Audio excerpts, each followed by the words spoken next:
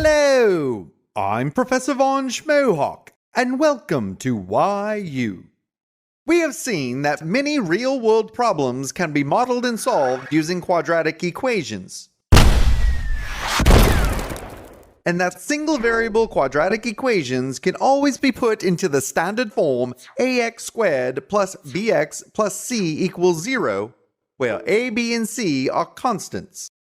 A quadratic equation like this is formed by setting a quadratic function equal to 0.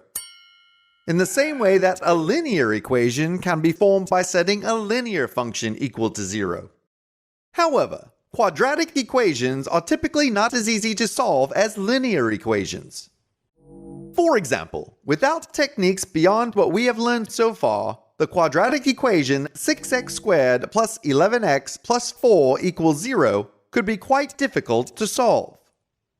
If we graph the quadratic function 6x squared plus 11x plus 4, we see that there are two values of x which cause the function's value to be 0.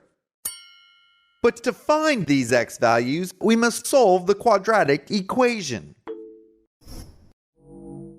In the previous lecture, we introduced an interesting trick for solving quadratic equations. We showed that it is often possible to factor a quadratic function into the product of two linear functions, and the zeros of those linear functions will be identical to the zeros of the quadratic function, and therefore will be the solutions to the quadratic equation. So given a specific quadratic function, how do we go about finding its linear factors? Fortunately, there are several cases of quadratic expressions called special products whose factors can be easily identified. These cases include quadratic expressions that are the difference of squares and quadratic expressions that are perfect squares. In this lecture, we will see how to factor quadratics that are the difference of squares. Quadratic expressions that are the difference of squares can be written as two squared terms, which we will refer to here as terms a and b, where b squared is subtracted from a squared. One example of this would be the quadratic expression x squared minus 4, since 4 is 2 squared. First, we will show that any expression that is the difference of squares, a squared minus b squared, can be written as the product of two binomials, a plus b times a minus b. We can prove that this is true in general by multiplying the two binomials a plus b and a minus b, to see if we get the expression a squared minus b squared. Multiplying a times a gives us a squared. A times negative b gives us negative ab. B times a gives us positive ab.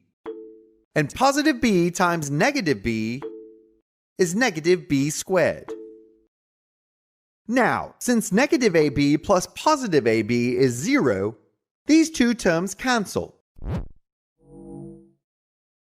leaving us with a squared minus b squared, which shows that quadratic expressions of the form a squared minus b squared can be written as the product of the binomials a plus b and a minus b. Since in the example x squared minus 2 squared, x corresponds to the first squared term a, and 2 corresponds to the second squared term b, the factors a plus b and a minus b are x plus 2 and x minus 2. Once we have factored a difference of squares quadratic expression into two binomials in this way, the zero product property tells us that the zeros of those two factors will also be the zeros of the quadratic function, which is their product. If we graph the quadratic function x squared minus 4 and graph each of its linear factors as functions of x,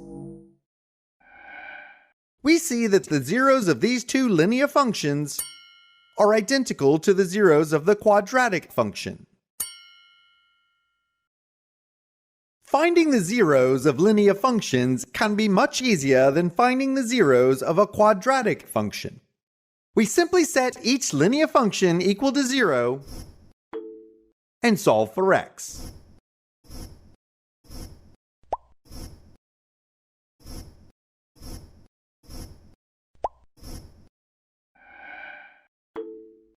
So the zeros or roots of the quadratic function x squared minus 4 are the x values -2 and +2. And since these two x values cause the function x squared minus 4 to have a value of 0, they are the solution set of the quadratic equation x squared minus 4 equals 0.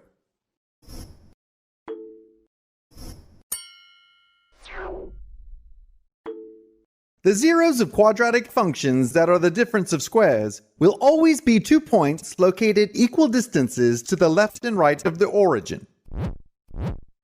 And so the solution set will always consist of 2 constants of equal magnitude and opposite sign. If we wish to check our results, we can now substitute these values into the quadratic equation to see if they produce a true statement.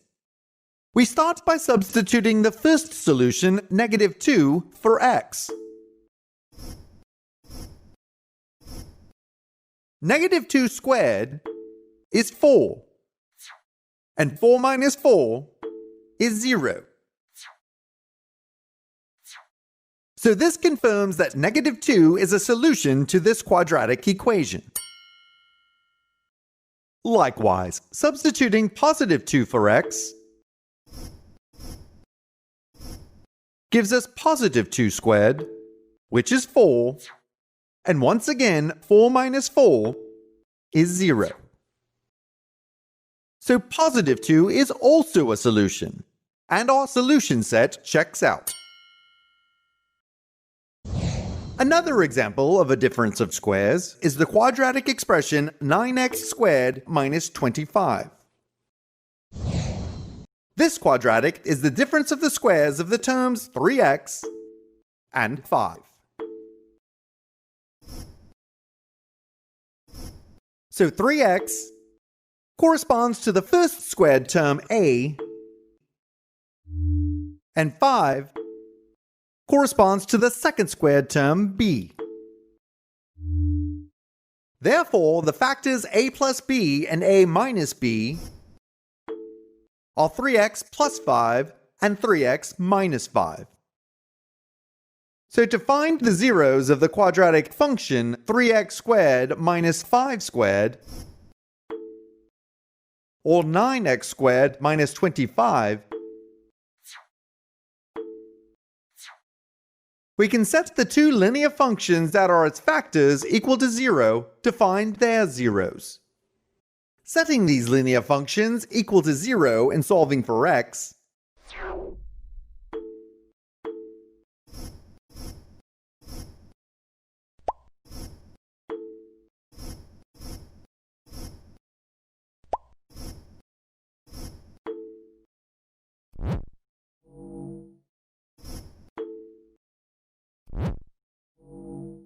we see that the quadratic function 9x squared minus 25 has zeros of -5/3 and +5/3.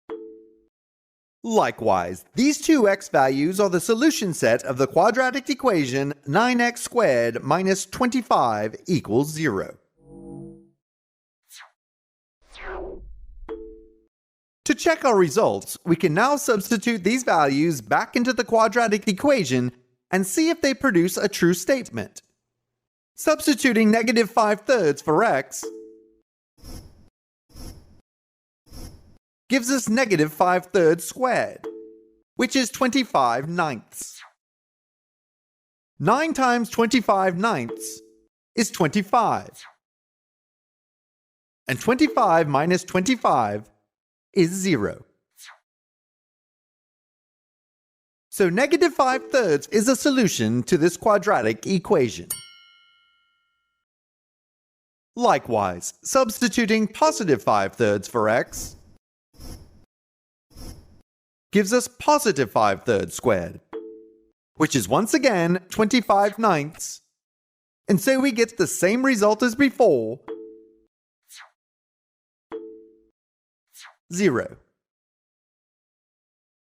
So positive and negative 5/3 are both solutions, and our solution set checks out. So far, we have seen two examples of quadratic expressions that are the difference of squares. And in both examples, all the constants in the expressions were perfect squares. In other words, the constants were all squares of integers. However, the constants in difference of squares expressions don't have to be perfect squares, or even integers. For example, the quadratic expression x squared minus 3 is a difference of squares, even though 3 is not a perfect square. It is the difference of x squared and the square root of 3 squared.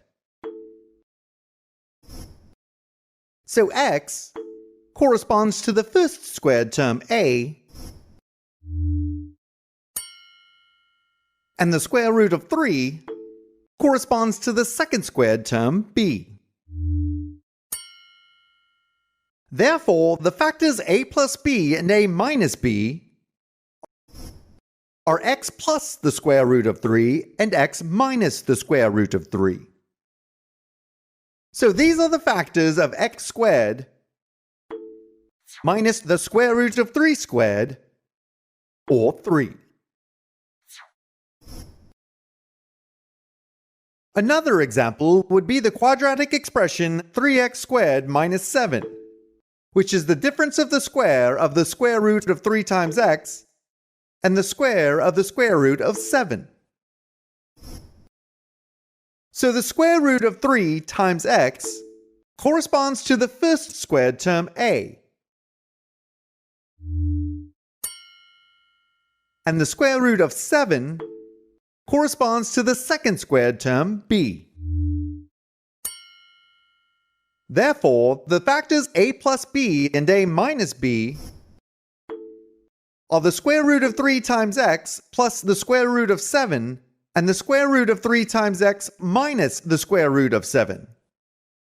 So these are the factors of the square root of 3 times x, or 3x squared, minus the square root of 7, or 7.